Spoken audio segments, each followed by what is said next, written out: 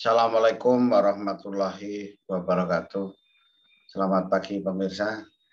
Kali ini kami akan menyampaikan informasi sekilas info. Pada kesempatan kali ini kami menyampaikan atau menjawab dua pertanyaan mengenai budidaya tanaman kelapa. Pertanyaannya yang pertama, Pak, saya menanam kelapa ini jenis yang mana yang paling menguntungkan?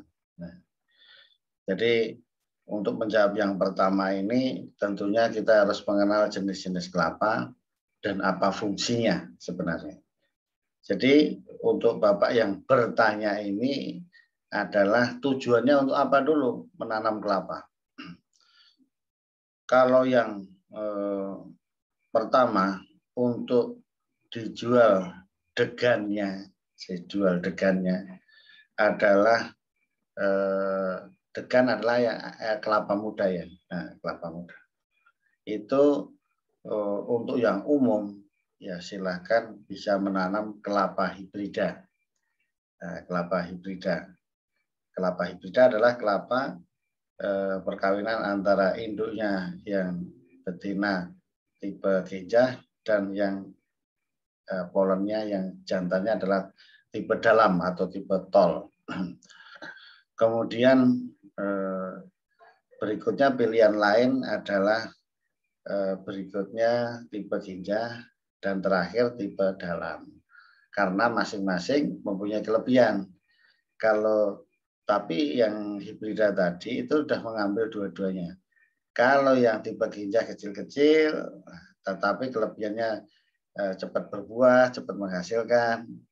Untuk yang tipe dalam adalah untuk lama 5 sampai, tapi kalau sudah berbuah buahnya besar, artinya airnya juga besar.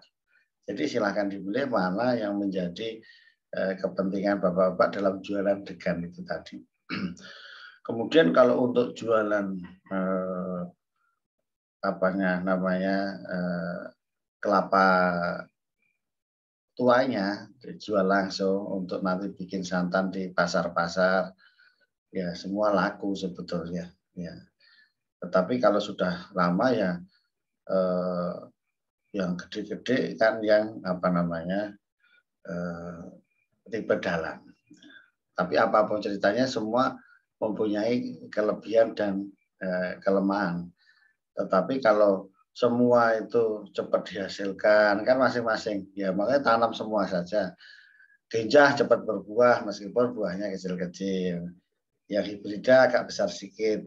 Nah, kemudian yang karena lama ya kapanya besar buahnya. Nah, artinya kalau dijual dalam bentuk gelondongan itu ya yang harganya biasanya lebih mahal dalam konteks kalau yang dibutuhkan adalah kelapa tuanya yang makan dibikin santan kan gitu. Termasuk ya nanti yang dibikin kopra sebetulnya.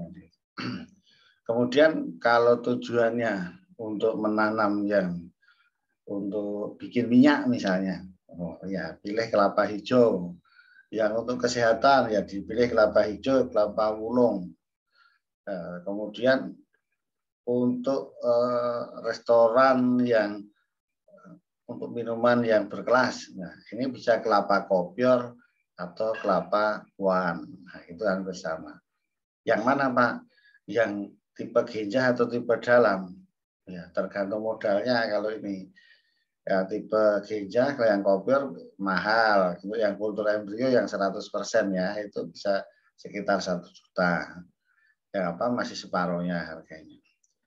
Tetapi nanti kalau sudah berbuah ya sama saja sebetulnya. Nah, itu jadi ya plus minusnya silahkan dipilih. Tetapi intinya adalah sesuai tujuan masing-masing kita dalam hal menanam buah kelapa ini. Tetapi juga harus diperhatikan bahwa selain produk utama itu tadi, yang lain-lain juga laku. Nah, itulah hasil utama dari kita menanam kelapa. Kemudian kalau tujuannya nanti untuk gelugunya juga bisa. diambil lidinya untuk keperluan yang lain juga bisa, tapi itu kan tidak komersial biasanya. Yang komersial adalah kelapanya, buahnya. Dan kelapa ini juga mempunyai kelebihan kita. Kalau tidak bisa ngolah, jualnya juga langsung, bisa cepat, tapi juga bisa diolah menjadi minyak. Nah, minyak kelapa yang masyarakat sudah bisa membuat dengan mudah. Nah, minyak kelentik, nah, kan gitu. Kemudian ini tadi mudah-mudahan bisa menjawab bahwa kita memilih kelapa yang mana yang mau ditanam. Nah, gitu. Tapi yang ganja tadi ada macam-macam ya, ganja hentok, ganja salak, kemudian ganja hijau, mana itu Labuan Batu, kemudian kelapa bido dan sebagainya. Silahkan dipilih saja. Kemudian yang kedua, pertanyaan kedua yang datang yaitu mengenai syarat tumbuh. Pak, saya mau nanam kelapa, saya tumbuhnya bagaimana ya? Nah, gitu. Itu pertanyaan yang kedua.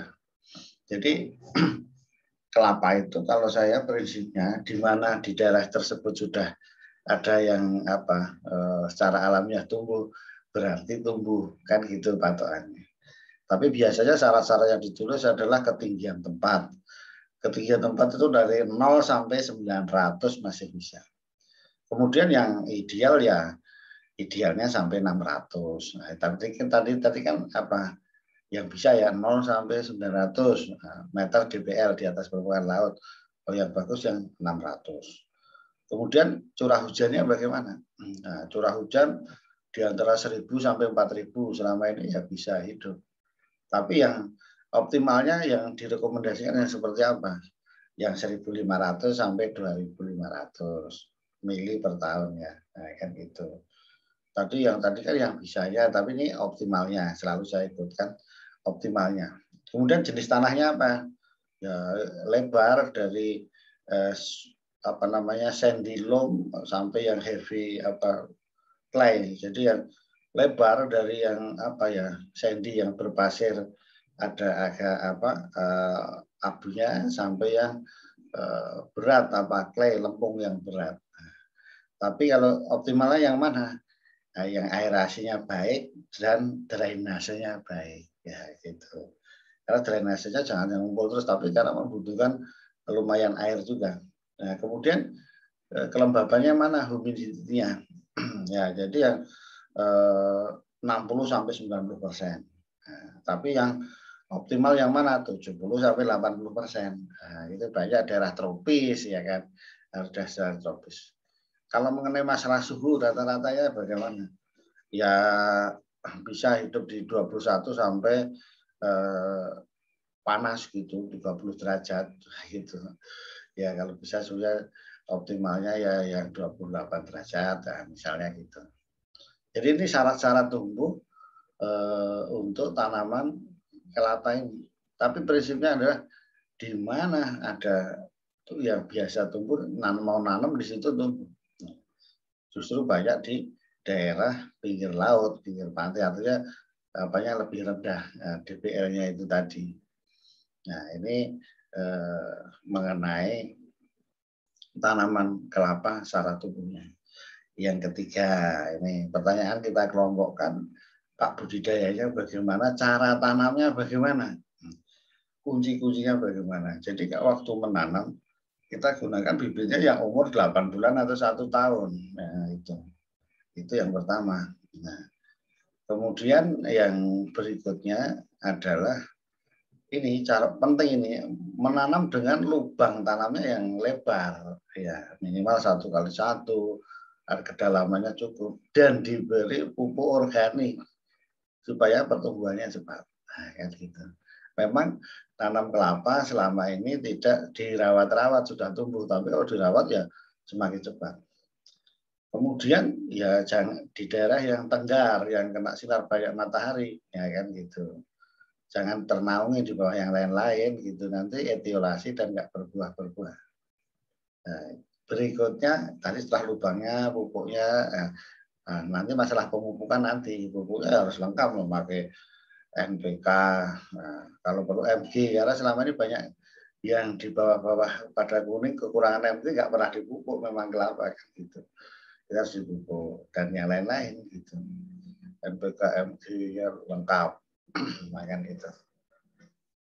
Kemudian berikutnya cara menanam tadi jarak tanam. Nah, ini yang sering ditanyakan juga ini. Jarak tanam kalau tipe tol, tipe dalam itu 9 kali 9. Nah, kemudian kalau yang tipe gijah yaitu dari 6 sampai 7 bisa. Nah, gitu. Jadi populasinya lebih rapat lagi karena pelepahnya pendek kan yang tipe gijah. Kan gitu.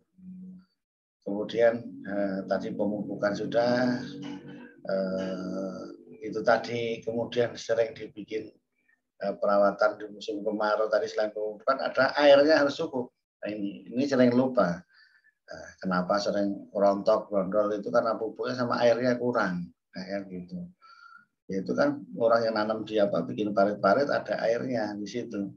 Airnya cukup. Makanya buahnya penuh terus. Nah, gitu. Itulah itu tadi kita milih jenisnya apa, kemudian syarat tumbuhnya apa, dan yang ketiga adalah secara umum cara tanamnya, budidayanya bagaimana, dan terakhir dalam budidaya ini masalah yang dihadapi apa, biasanya hama, ya, hama yang menyerang adalah ada dua yang utama, Oryctes dan kumbang moncong atau kumbang sagu, Rhynchoporus. Nah, ini dua ini serangannya begitu hebat kadang, ya. Bersimbiosis gabungan. Pertama masuk adalah Oryctes, kumbang badak, wangwong, nah, kemudian disusul oleh kumbang moncong, kumbang sagu, Rhynchoporus, sehingga menjadi serangannya berat.